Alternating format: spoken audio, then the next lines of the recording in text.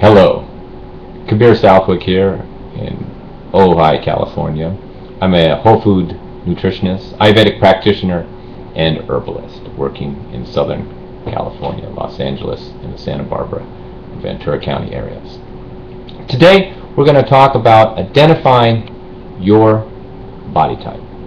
And this is going to allow you to understand your digestive system type, and then this will allow you to know what foods will work best for your digestive system to give you maximum absorption of nutrients, maximum energy from the food that you digest, with the least discomfort, the least digestive problems, and thus balance out many of your common health concerns that you probably have at this time that are related to imbalances of your own body type. So let's talk about these three main body types in Ayurveda: Vata, Pitta, and Kapha. Now, of course, there are subcategories of each of these, but we're not going to cover those now. First, try to identify the category which is most dominant in you, which rings and resonates with you the most for most of your life. You may have found balance at this time in your life, so don't answer these questions or in your mind based on your current state, but more your entire life. Did you have these conditions, or this was you most of your life? So first, let's start with the Vata. The Vata body type is thin, dry, cold hands and feet. Generally they are either tall or short, and their digestive system is the most sensitive. Easy to have gas, bloating, and very sensitive to many foods. It's the first type to avoid many different foods. They do have high protein needs and tend to have great difficulty being vegetarians, needing more meat than other types. And the next type is the Pitta type. The Pitta type also can be thin but more muscular and puts on muscle more easily. But the distinct feature of the Pitta is that their body temperature is warm, or sometimes very hot. If you touch the Pitta, even in the cold days, they are colder months, they're warm. They're the ones wearing the tank tops in the winter, down at the beach at 6 in the morning, surfing in the cold ocean. That's the Pitta type. They have a strong digestive system. They can eat about anything, and they have a strong appetite. And we're going to talk about identifying each of these types and understanding them more, but I just wanted to give you a quick overview. The Kapha type is heavier, slower, tend to be moist and oily, puts on weight very easily. In the Greek terms, the Vata is the ectomorph, and the Pitta is the mesomorph, and the Kapha is the endomorph. If we were to translate these three types into different cars, the Vata would be a little sports car, a little Honda Civic, and the Pitta would be a Ferrari, high performance, hotter, faster, more intense, using up more fuel. And the Kapha would be more like a truck, a little slower, heavier, good endurance, and very strong and stable. If we were to think of these three types in terms of animals, we would probably say the Vata is more like a horse, quick, fast, little nervous, little anxious, sensitive.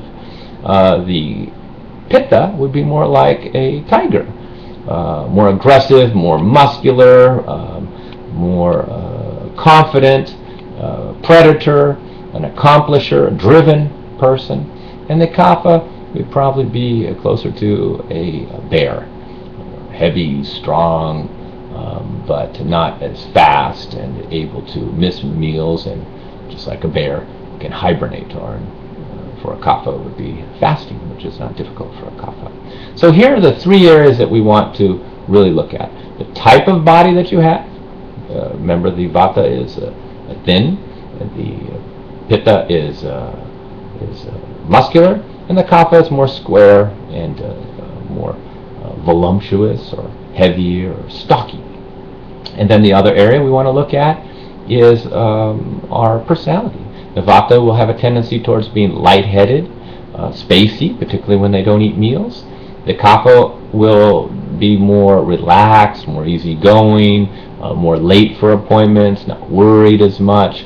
And the Pitta will become more irritable if they not eat, more even angry. And sometimes they can have anger issues, and because they're more aggressive, more assertive, more confident. When you're arguing with a Pitta and he's yelling at you, doesn't mean he's angry. This is just his nature. And the third area, which is really the most important area to look at when determining your body type, is your digestive system.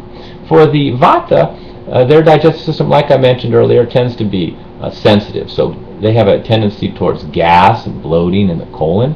So foods like beans, cabbage, Brussels sprouts, kidney beans, pinto beans, these are giving you gas and bloating very easily most of your life, then this is definitely a clear indication that your body type or your digestive system type, we could say, is Vata dominant.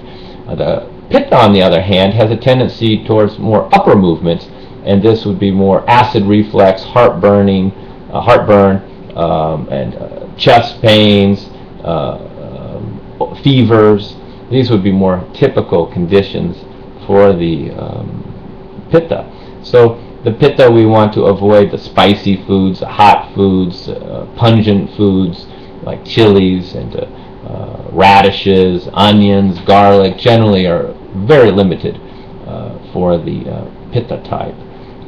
And they don't do as well on, say, citrus and acidic fruits. They'll do better on sweet fruits. The Kapha, their digestive system tends to be a little slow, not too strong, so they do very good with stimulation, spicy foods, stimulating foods, chocolate, even a cup of coffee can be fine for the Kapha early in the morning to get them going, to stimulate their system and their nervous system and their digestive system.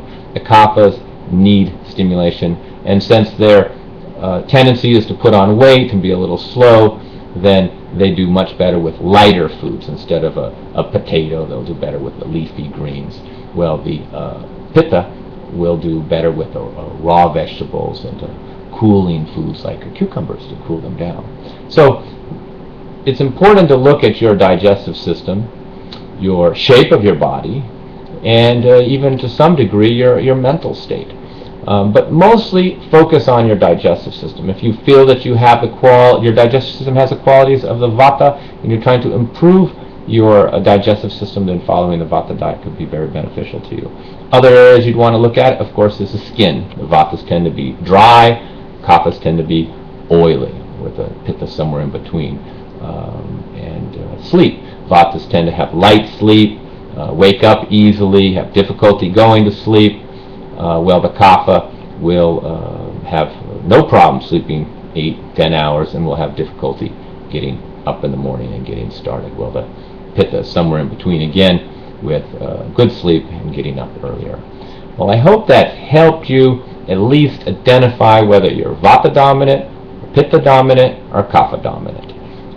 And then you can go online, you can search for these diets because they have existed for thousands of years.